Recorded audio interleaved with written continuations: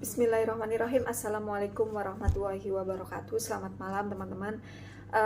Seperti biasa di malam ini, di minggu kedua, saya mau share atau review yang saya dapatkan artikel dari Google, di mana tentang bagaimana terkait dengan bisnis-bisnis yang ada di kita belajar untuk memahami bisnis-bisnis yang ada di bank.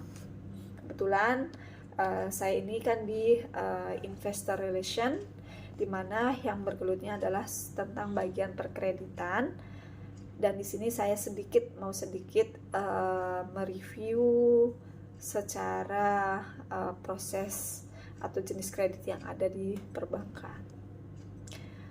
For a principle, di mana merupakan ini adalah merupakan prinsip secara pemutus kredit yang melibatkan sinergi antara unit yang bertanggung jawab dalam mencapai pendapatan dan unit resiko kredit itu sendiri yang bertanggung jawab untuk meminimalisir biaya resiko.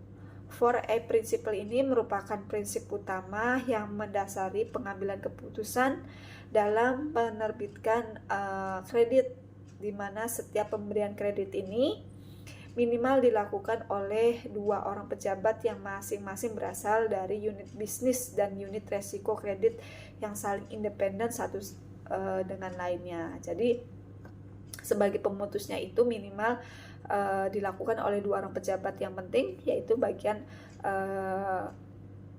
biasanya disebut dengan direksi resiko dan atau divisi risk, dan dari divisi operation atau direksi operasionalnya itu sendiri, direksi bisnisnya itu.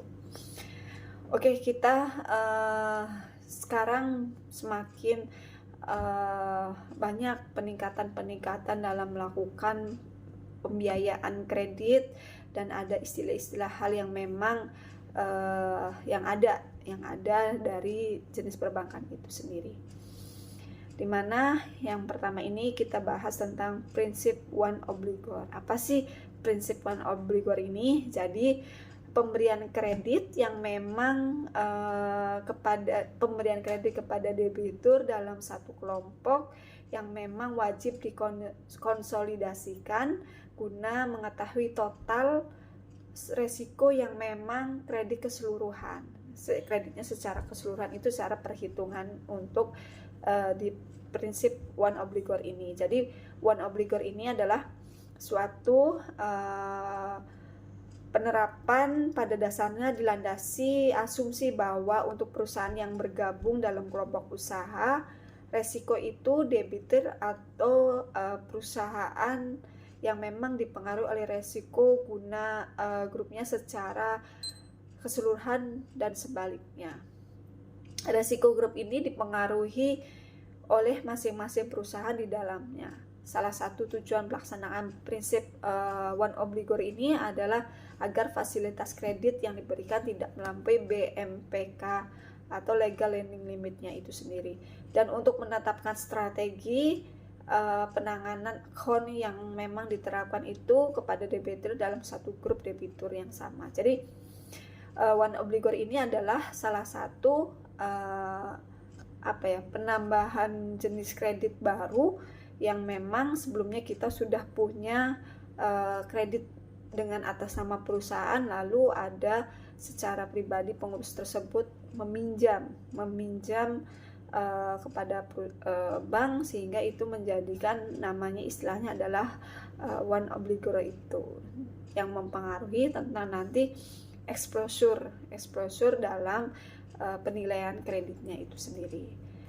Tadi udah bahas tentang one obligor, sekarang bagaimana prinsip konsolidasi tentang exposure tersebut.